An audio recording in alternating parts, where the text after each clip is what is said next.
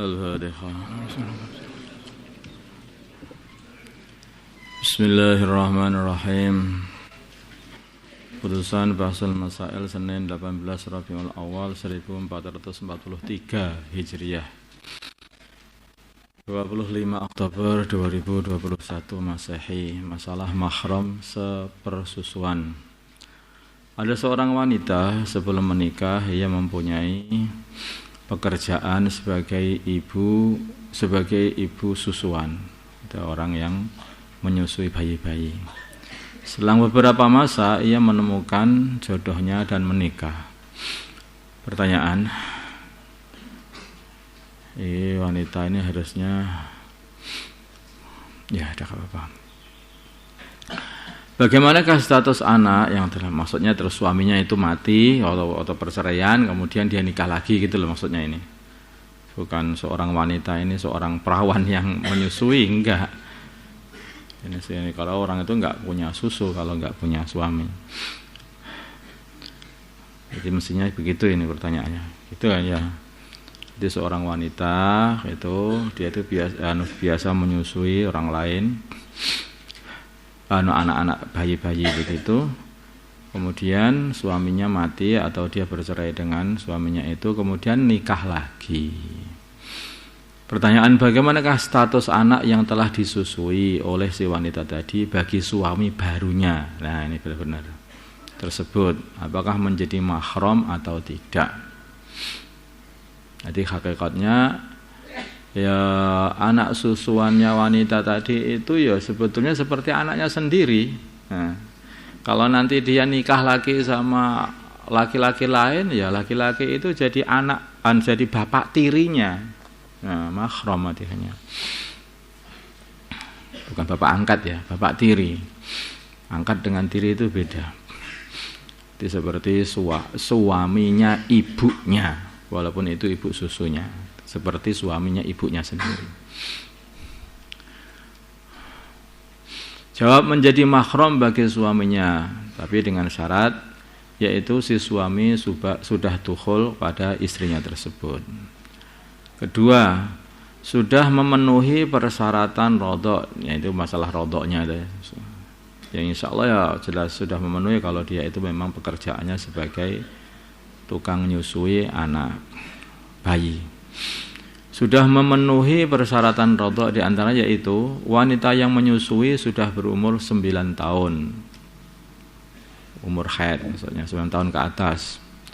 2, anak yang disusui belum berumur 2 tahun. Si bayi. 3, menyusuinya diyakini sudah mencapai 5 kali susuan. Ini tapi urusan ini ini saya tambah lagi ini. Terdapat perbedaan pendapat mengenai jumlah susuan yang menetapkan kemahraman. Menurut Imam Abu Hanifah, Imam Malik, Imam Auza'i dan beberapa sahabat seperti Sayyidina Ali, Ibnu Mas'ud, Ibnu Abbas, Ibnu Umar, bahwa 1 kali susuan pun sudah menetapkan kemahraman. Nah, makanya ini harus hati-hati, terutama urusan pernikahan. 1 kali persusuan pun itu sudah menetapkan kemahraman. Ini banyak ulama. Imam Abu Hanifah, Imam Malik, sekitarkan dalam mazhab 4. 2, mati tertabrak mobil. Ada seseorang mau dianiaya atau mau dirampok oleh perampok. Kemudian ia melarikan diri ke jalan. Sesampainya di jalan, karena tidak melihat kanan kiri, ia tertabrak mobil dan langsung meninggal. Pertanyaan, siapakah yang harusnya dituntut? Apakah yang menabrak atau yang membegal? Mengingat mobil yang menabrak tidak tahu kalau ada orang yang di depannya, karena dia lewat dengan cara mendadak. Jawab, yang dituntut yang bisa dituntut diat adalah yang menabrak, tetap saja yang menabrak, karena dianggap ini adalah pembunuhan tidak sengaja. Adapun yang menanggung diat adalah akilahnya, keluarganya yang mengelilingi dia. Akilahnya orang yang menabrak. Sedangkan yang membegal mendapat hukuman dari imam. Bukan imam masjid, maksudnya dari pemerintah. Dari khalifah. Sekarang akilah. Akilah itu apa? Akilah adalah semua asobahnya jani, orang yang apa itu nabrak tadi, selain asal dan fara, dimulai dari yang paling selain asal asalnya si orang yang menabrak, asalnya jani, dan bawahnya jani. Dimulai dari yang paling dekat, yaitu yang menanggungi nanti saudara-saudara lelaki jani, orang yang menabrak tadi, yang sekandung dan sebapak. Terus anak-anak laki dari saudara jani yang sekandung dan sebapak.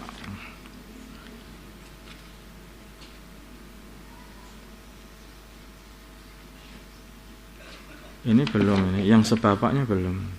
Ya gak apa-apa lah. Saudara-saudara laki-laki jani yang sebapak. Terus anaknya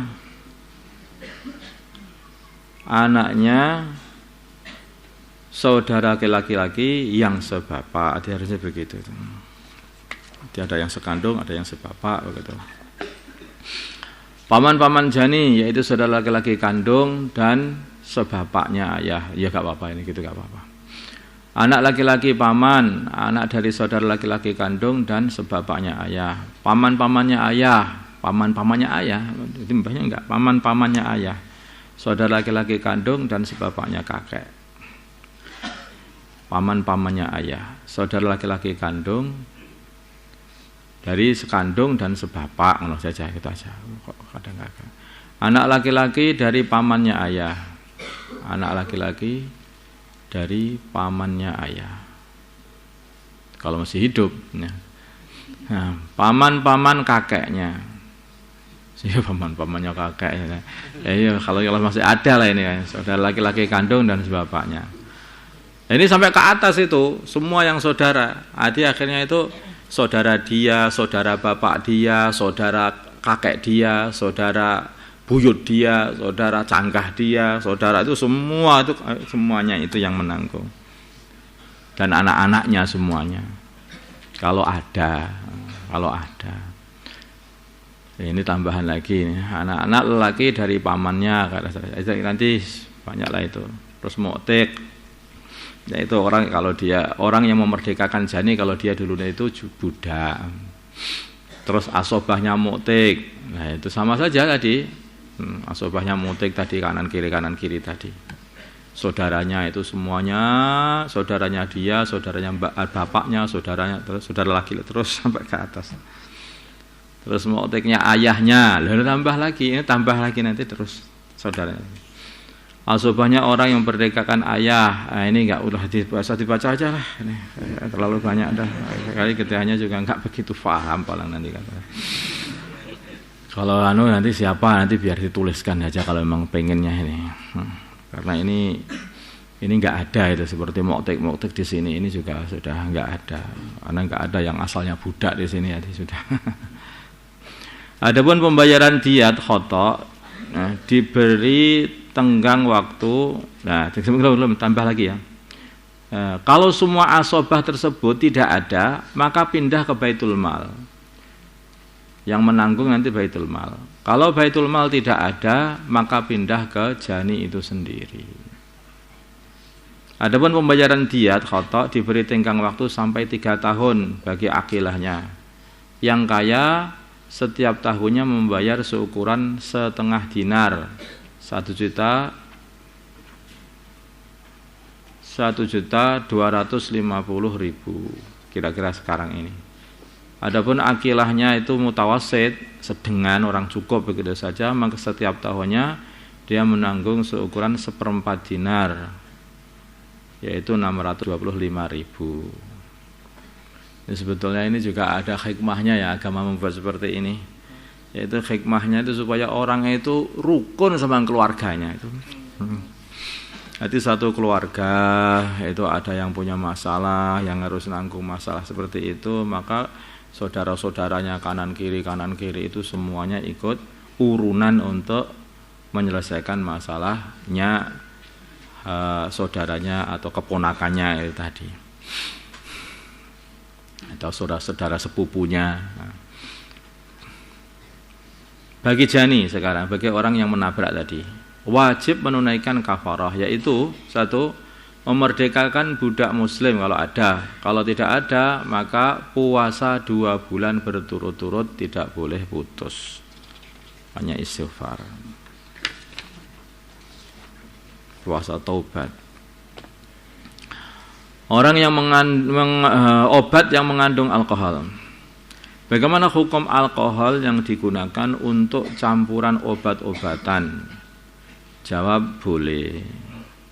Karena alkohol sendiri ini ya kita melihat atau mengambil pendapatnya ulama yang mengatakan bahwa alkohol itu adalah suci, yang najis itu adalah khamr.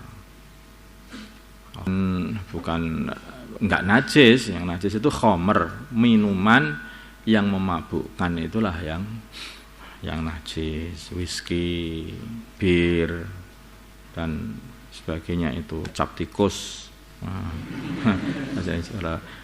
Apa itu minumannya wong sini loh, cap tikus.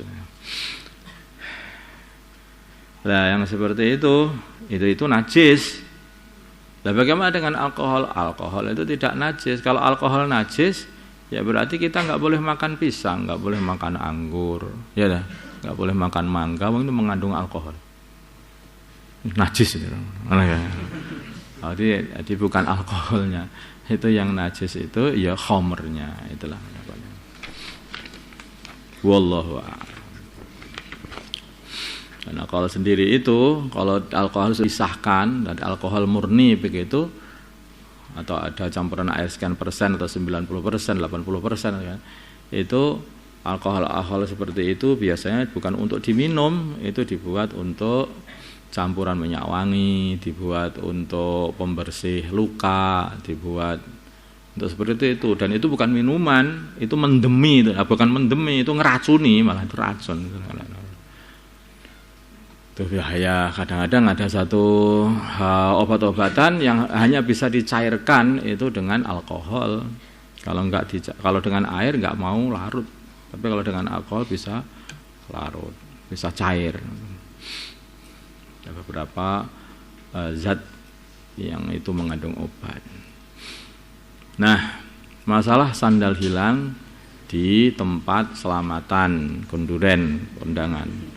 Ada seseorang pulang dari suatu perkumpulan selamatan, ternyata sandalnya sudah tidak ada di tempatnya, tetapi di dekatnya ada sandal yang mirip dengan miliknya, dan ia yakin bahwa itu adalah sandal orang lain. Mungkin itu tukeran. Nanti kalau diteruskan yang seperti ini, nanti kalau dia datang bawa motor, kemudian motornya hilang, kok di sandingnya itu ada motor yang mirip, dibawa. Jadi repot ini. Pertanyaan, bolehkah ia mengambil sandal tersebut? Ya jelas tidak boleh, sandalnya orang kok diambil. Itu namanya maling, dicuri sandalnya, akhirnya mencuri sandalnya maling. Dua maling saling mencuri namanya. Allahumma shalli ala sayyidina Muhammad wa ala sayyidina Muhammad wa ala sayyidina Ibrahim wa ala ali sayyidina Ibrahim wa ala sayyidina Muhammad. Allahumma arham sayyidina Muhammad, Allahumma ighfir li sayyidina Muhammad, Allahumma aslih alif baina qulubihim wa sayyidina Muhammad, Allahumma ansur wa sayyidina Muhammad, Allahumma sallallahu ala sayyidina Muhammad nabiyyi alhamdulillah.